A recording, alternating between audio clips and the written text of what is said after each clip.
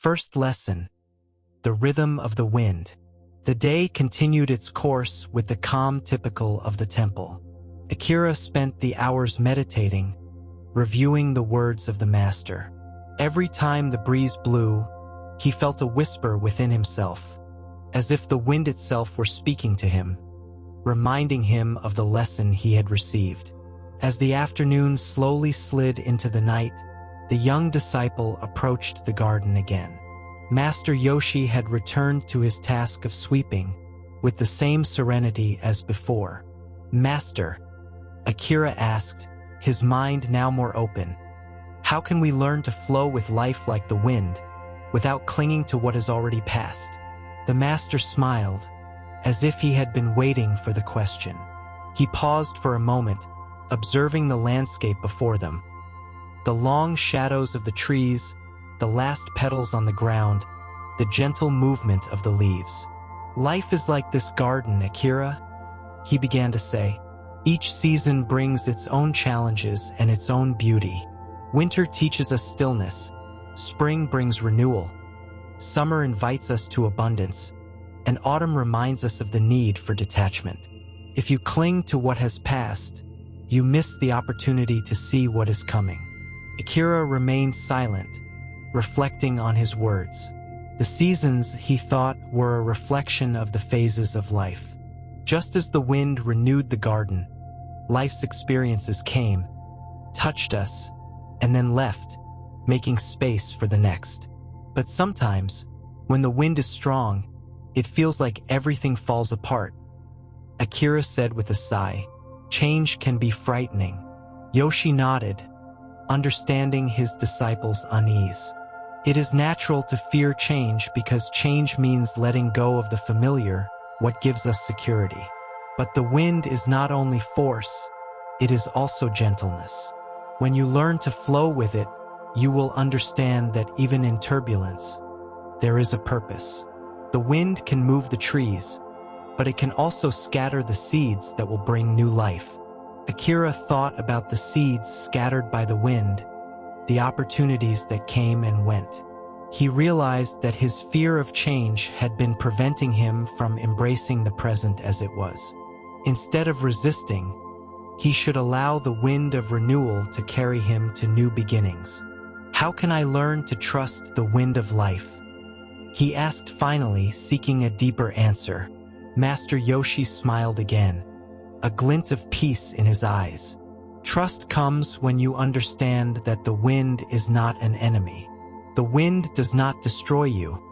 It only transforms you. Every time you feel fear or resistance, remember that everything has its time. Patience, Akira, is the way to accept renewal.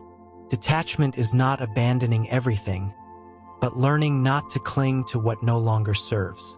The young disciple stood gazing at the horizon, feeling for the first time a peace that did not depend on what had been or what would come.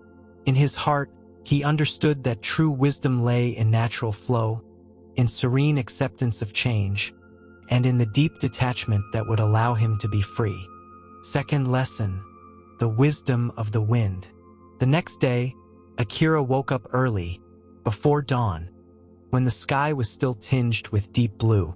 The wind, fresh and gentle, filtered through the temple's cracks. The garden was quiet, and the air smelled of damp earth and freshly opened flowers. Akira headed to the garden where Master Yoshi was already working, sweeping some petals that had fallen the previous night. Without a word, the disciple joined the master, taking a small broom to imitate the gesture, moving the broom calmly. As they swept together in silence, Akira began to think about how the master's words resonated within him, especially about trusting the wind of life. He knew that there were many things in his life he had been holding on to for too long, things that no longer served him. But the idea of letting them go still seemed difficult. "Master," he finally said, without stopping his sweeping, "how do we know when it is time to let something go?" Yoshi looked up at him, observing his calm movements. "The moment to let go comes when you feel you are clinging to something more tightly than to life itself," the master answered. like the branches of a tree clinging to the trunk. But when spring arrives, the branches must let go of their leaves, because if they don't, they will not receive the new sap. Akira looked at the nearby trees. The branches still held some dry leaves from the previous winter, but green shoots were beginning to emerge between them, shy but firm. There was a clear teaching in that image. Clinging to the old prevented the new from having space to grow. "Is it the wind that pushes the leaves, Master?" Akira asked. "No, Akira," Yoshi responded gently. "The wind only does its job. What pushes the leaves to fall is the natural cycle. The leaves fall when they are no longer needed, when they can no longer hold on. The wind only helps them to release. Detachment is like that wind. It does not destroy, it only allows what is no longer necessary to be released so that the new can come in." Akira felt a new understanding beginning to emerge in his heart. He realized that it was not necessary to fight against what was leaving. On the contrary, he should let go serenely of what no longer had a place in his life. "And what if I don't want to let something go?" he asked, somewhat unsure, but with growing curiosity. The master looked at him intently, as if he could see the thoughts of the young disciple. With a soft smile, Yoshi said, "The wind does not ask if the leaves want to fall. It just carries them to their destination. Sometimes one must learn to let go not by will, but because one understands that it is the most natural thing. And by letting go, you feel the space to breathe, to grow, to renew yourself." Akira remained silent, thinking about all he had accumulated over the years. Expectations, fears, old grudges. In his heart, he felt that perhaps the time had come to allow the wind of renewal to do its work. So, is patience knowing when to let go and when to allow the wind to do its job? Akira asked. Yoshi nodded slowly. Patience is not just waiting, Akira. It is knowing when to act and when to let life follow its course. Life has its rhythm, and we, like the wind, must learn to flow with it, trusting that what leaves is what we no longer need. And what comes, we receive with the same calm and openness. Third lesson, the silence of the wind.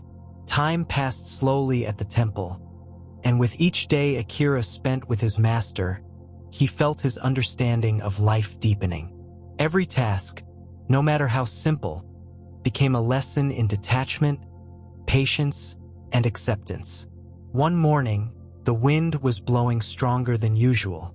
The trees swayed gently, and the leaves fell in a constant whisper.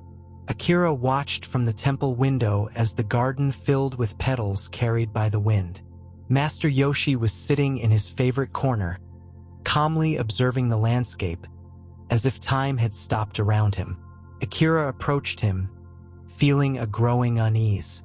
"Master," he said, sitting beside him, "sometimes I feel like the wind is too strong, like it pushes too fast, like everything falls apart and changes uncontrollably. How can we find peace in the midst of so much turbulence?" The master did not answer immediately. He remained silent, looking at the horizon, until he finally spoke, his voice soft but firm. "The wind is not in a hurry, Akira. It is our mind that believes it must rush. The wind does not fight against its nature, nor against change, nor against time. It simply is. And when you allow it, when you sit with it in silence, you will discover that, even in the storm, there is peace." Akira watched the way the trees swayed to the rhythm of the wind. They didn't struggle, they simply adapted to its flow. Around them, life continued its course. The movement of insects, the distant sound of water flowing, the occasional creak of a branch under the weight of the breeze. How can there be peace in the midst of chaos? Akira asked, still confused. Yoshi looked at him, as if the answer were as clear as water. Peace is not the absence of chaos. Peace is finding your center, even when the world spins around you. The wind can be strong, but its strength does not alter the ground where your feet are.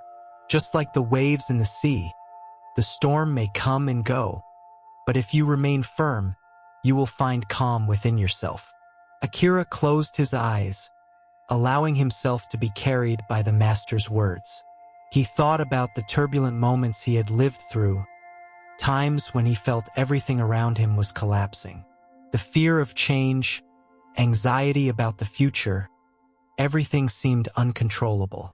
But now, listening to Yoshi's words, he understood that his peace did not depend on external events, but on how he faced them internally. So, is the key not to resist? Akira asked. Exactly, the master answered with a calm smile. The wind does not resist the natural flow of life. It does not complain about the storms. It simply flows, transforming whatever it touches. We too must learn to flow with the wind, without resisting, without trying to control what we cannot. Resistance only creates more suffering. Peace comes when we accept what is, when we let go of what we don't need. Akira nodded, feeling something deep move within him. He had believed for a long time that peace was something he had to find outside of himself. But now he understood that peace was already inside him.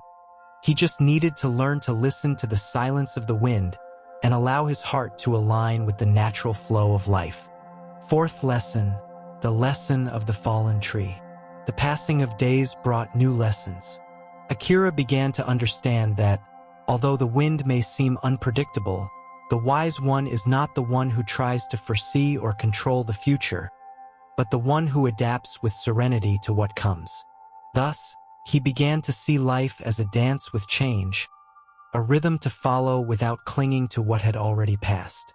One day, while walking through the forest near the temple, Yoshi and Akira came across a fallen tree.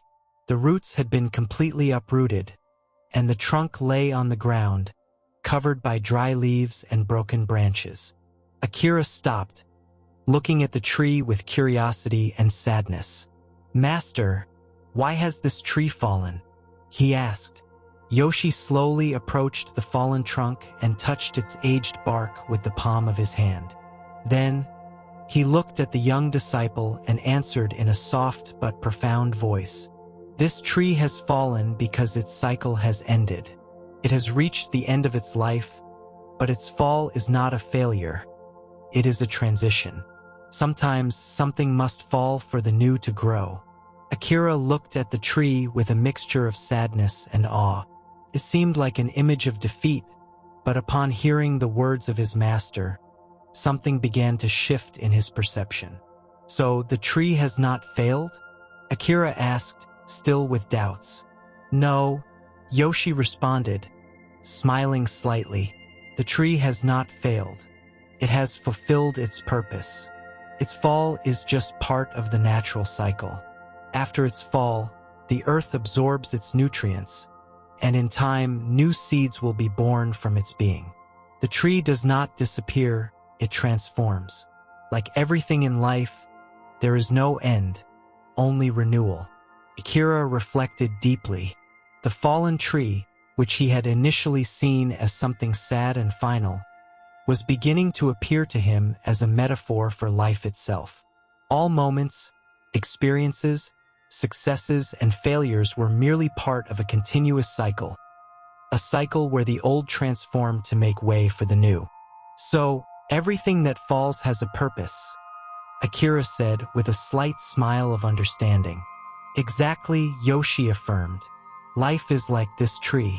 Detachment does not mean that everything disappears, but that everything that leaves makes space for what is to come. In the fall of the tree, in the death of the old, there is always a seed waiting to be born." Akira looked up at the sky, feeling a deep peace as he understood that each moment, even those that seem to be endings, are simply transitions.